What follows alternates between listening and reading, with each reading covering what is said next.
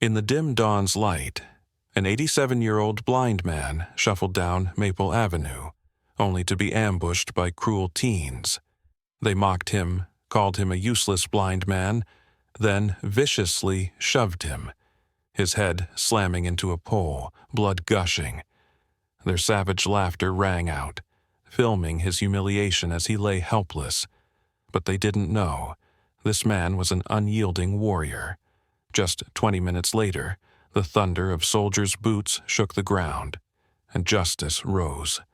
This is a story of respect and honor. Join us to witness it. The early morning in Willow Creek, Virginia, carried autumn's crisp chill.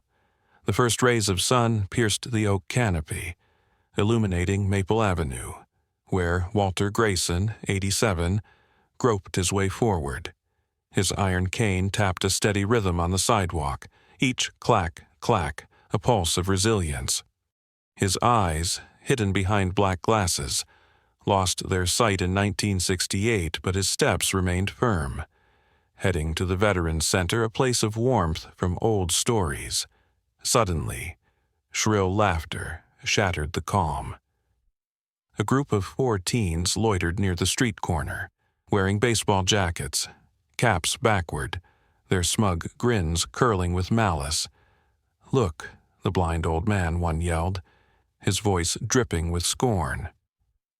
Walter paused, tilting his head, trying to place the sound. "Please step aside, boys," he said, his voice low but clear, like one accustomed to command. The teens erupted in laughter. "Step aside. You can't even see the road," another with wild hair shouted. Passers-by, a mother with a stroller. A delivery man glanced over, but none spoke. Then, in a fleeting moment, all boundaries broke. The ringleader, lanky in a red jacket, stepped forward.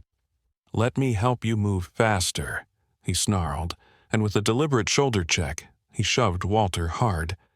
The old man stumbled, his cane flying, skittering across the pavement. He fell to the curb, his head striking a metal pole with a sickening crack. Blood seeped from his temple, staining his worn shirt. The teens roared with laughter as if watching a cruel prank. One raised his phone, filming, shouting, "What's an old guy doing out here?" Probably went blind watching too many war movies. They clapped, jeered, and then sauntered off, leaving Walter on the ground, his breaths heavy. No one stopped, no one helped. Only the autumn wind whistled through, and his iron cane, etched with Semper Fi, "I live because of my brothers," lay silently by the roadside. In the small wooden house at the end of Elm Street, Willow Creek, Virginia, a dim oil lamp flickered on an oak table.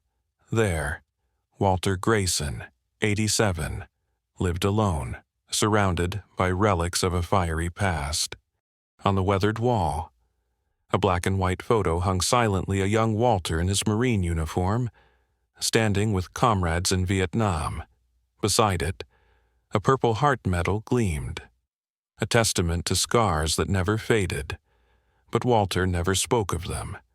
To him, the past was a closed book, opened only when his heart needed to remember.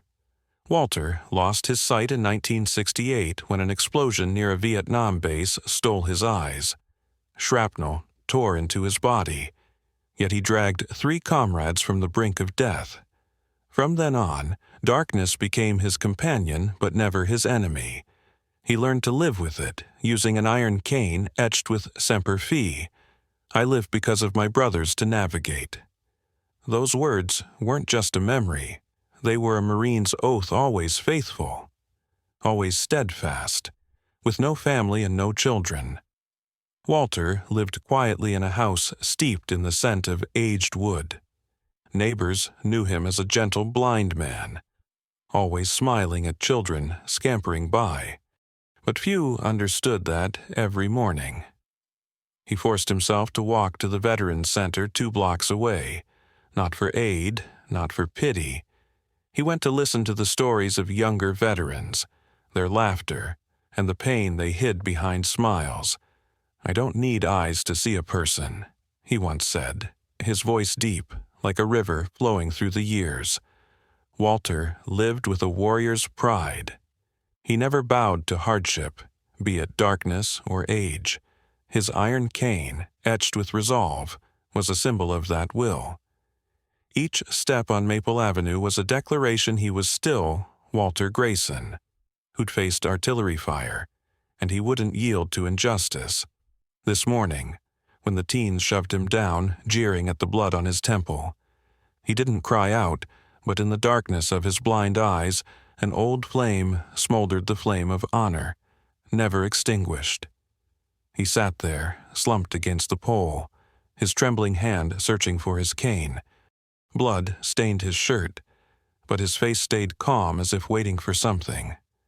On Maple Avenue, Walter Grayson, 87, lay motionless by the curb, blood seeping from his temple, staining his worn shirt red, his iron cane, etched with Semper Fi, I live because of my brothers, lay a few meters away, its metal glinting faintly. The teens' cruel laughter had faded, leaving a heavy silence. Passers-by, a mother with a stroller. A delivery man hurried past, their eyes averted. No one stopped, no one reached out. Walter, blind, groped with trembling hands, searching for his cane. His gaunt fingers brushed the cold pavement. Blood trickled down his cheek, dripping onto the sidewalk, but he didn't groan.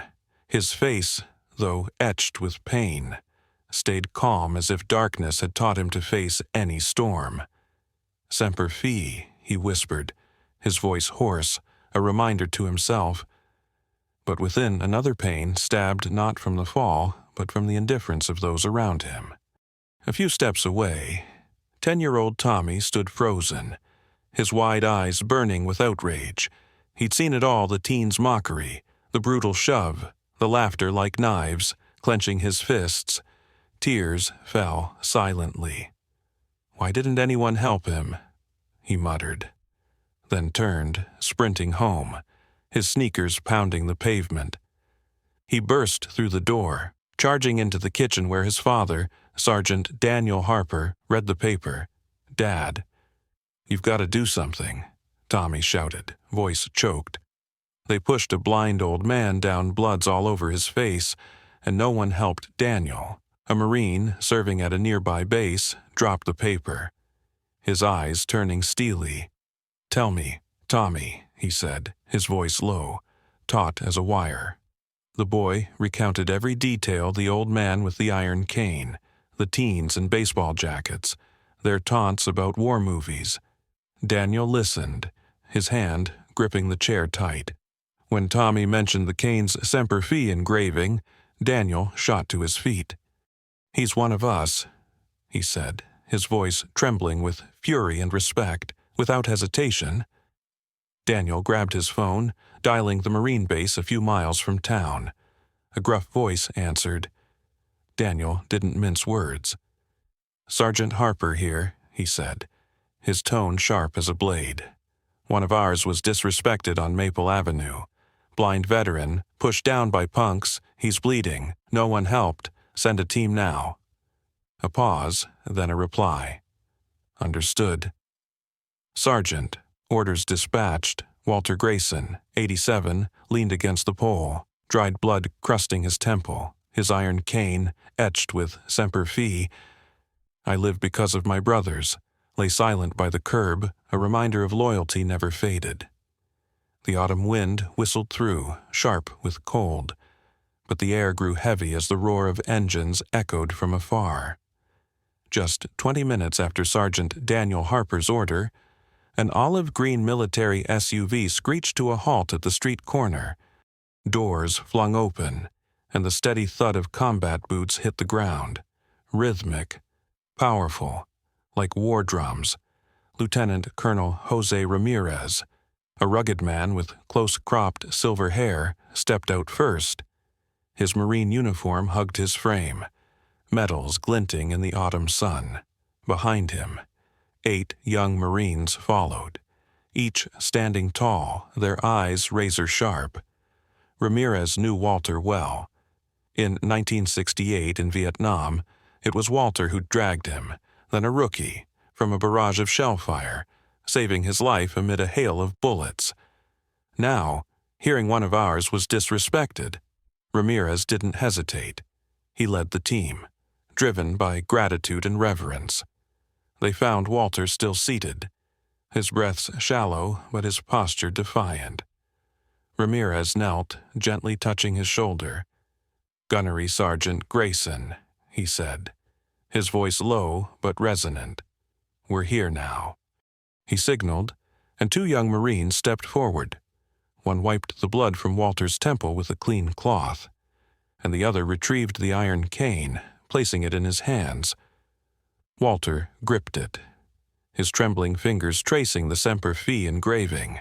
He said nothing, but his tight lips curved faintly a warrior's smile. No one asked why, no explanations were needed. The young Marines formed a line, saluting in unison, their hands snapping up crisply. The sound of boots echoed as one. A declaration this man was not forgotten. Passers-by, now gathering at a distance, stood hushed, witnessing the scene. A mother covered her mouth, tears streaming. Tommy, the boy who'd raised the alarm, stood by his father, his eyes shining with pride, nearby. The teens who'd shoved Walter began to appear, drawn by the engines and the crowd. They lingered at the corner, uneasy, their eyes darting. Ramirez glanced their way, but didn't pause. He helped Walter to his feet, letting him lean on his arm. "Gunnery Sergeant," he said, his voice warm, steady. "Are you all right today?" Walter nodded, his voice hoarse. "Thank you, Jose." The wind stilled. The air grew heavy, the autumn sun slanting low, casting the Marine formation in sharp relief. Walter Grayson, 87, stood with Lieutenant Colonel Jose Ramirez's support, his hand gripping the iron cane etched with Semper Fi. The blood on his temple had been wiped clean, but his blind eyes burned with an unyielding strength. The teens who'd shoved and mocked him stood frozen at the street corner, their faces pale before the Marines in crisp black-green uniforms. The tension hung thick, heralding a lesson none would forget. Ramirez turned to the teens. His gaze was sharp as a blade, his voice calm yet commanding. "You boys," he began, each word a hammer's strike. "The man you knocked down saved 14 lives under artillery fire in Vietnam. He lost his sight so his brothers could live. And you dared call him useless old man, dared film him bleeding." The teens bowed their heads, hands clutching their jackets. The ringleader in the red jacket trembled, unable to look up. Ramirez stepped closer, his voice low, each syllable searing. "Honor isn't a game. It's built with blood, with sacrifice. Walter Grayson is a living symbol of that." He paused, eyeing each one. "You owe him an apology, and yourselves, to avoid becoming cowards. No shouts, no blows." But Ramirez's words, like a cold wind from the battlefield, silenced the teens. One, his voice breaking, stammered, I'm sorry, sir." Walter nodded, his face calm, forgiving but unforgetting. Ramirez signaled, and the young Marines formed 2 lines, a corridor of steel. They saluted as one, hands snapping up sharply, boots echoing in unison. Gunnery Sergeant Grayson Ramirez called, his voice ringing across the quiet street. Walter, though blind, stood tall, returning a slow but precise salute, his trembling hand brimming with pride. The crowd mothers with strollers. Tommy and his father stood hushed, tears streaming. An old man nearby clapped, his voice hoarse. "That's Walter Grayson." Before leaving, Ramirez faced the teens. "Remember today," he said, his tone low but cutting, "and don't make us come back." He ordered his team to install a stone bench where Walter fell, inscribed, "Here fell a man to whom we owe honor." Simple yet solemn, the bench became Willow Creek's new symbol, a reminder of respect and the cost of arrogance. As the Marines departed, Ramirez clasped Walter's hand, whispering, "Thank you, Gunnery Sergeant, for everything." Walter smiled, his voice rough. "Keep Semper Fi." Jose, that moment, under the autumn sun, was proof that honor is never forgotten. In the days after the incident on Maple Avenue, Willow Creek seemed draped in a new mantle, steeped in respect. The autumn sun still filtered softly through the oaks, but the stone bench by the pole now stood as the street's heart. Carved upon it, "Here fell a man to whom we owe honor." Walter Grayson, 87, often sat there each morning, his iron cane etched with Semper Fi resting across his knees, his back straight as an ancient oak. His blind eyes saw no light, but the faint smile on his lips said honor still shone brightly. The people of Willow Creek no longer passed him by. Children, once oblivious as they scampered past, now paused, shyly greeting. "Hello, Mr. Grayson." The teens who'd knocked him down averted his gaze, but some began to change. Ben, the one in the red jacket, once quietly left a hot coffee by the bench. "For you," he mumbled, hurrying off. Walter touched the cup, smiling. "Thank you, kid," he said. His voice rough but warm, forgiving yet entrusting a duty. Walter's story spread through the town, from the general store to the Veterans Center. People spoke of the Marine who saved 14 lives, losing his sight but never his resolve. They told of the day the Marines arrived, of Lieutenant Colonel Ramirez's solemn salute, and the bench as a reminder. "Never underestimate anyone," a mother told her son, passing the bench. "Men like Mr. Grayson kept us free." Tommy, the boy who'd sounded the alarm, often ran by, bragging to Walter about his school grades. Walter listened, nodding, as if the boy were an old comrade. Each afternoon, young veterans from the nearby base sat with Walter. They spoke little, sharing stories, pains, and dreams. Walter listened, as always, his hands gently tracing the cane. At the Veterans Center, a wall now displayed his photo, captioned Gunnery Sergeant Walter Grayson, Semper Fi. But Walter cared not for glory. For him, the bench where he'd fallen was enough a testament that honor was never forgotten.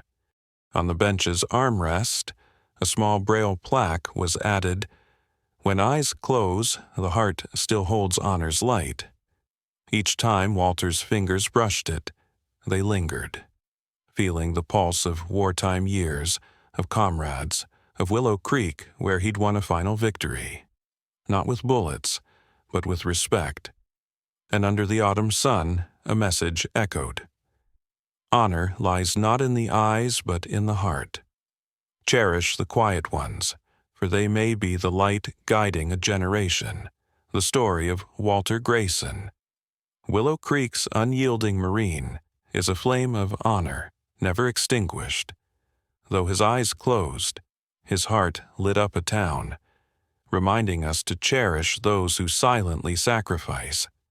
That stone bench, with its braille inscription, stands as a call live with respect. What did this journey stir in you? Drop your thoughts in the comments, share this story to spread its message, and don't forget to subscribe to our channel for more inspiring tales. Thank you for joining us. See you next time.